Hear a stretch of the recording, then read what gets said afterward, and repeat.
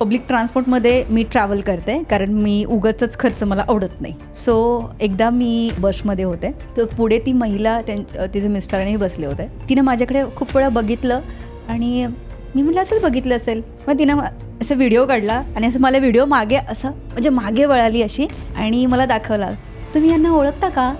म्हटलं नाही, कोण आहेत या?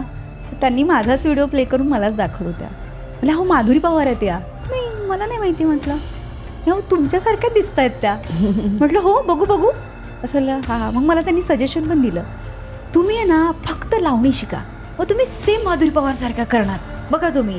आणि मी असं म्हटलं हो शिकेन मी, असं मी त्यांना म्हटलं आणि म्हटलं थँक्यू. आणि मी असं त्यांना इग्नोरन्स मारला, म्हणजे असं की तिने मला पुढचा प्रश्न विचारूच नाही अशा प्रकारे.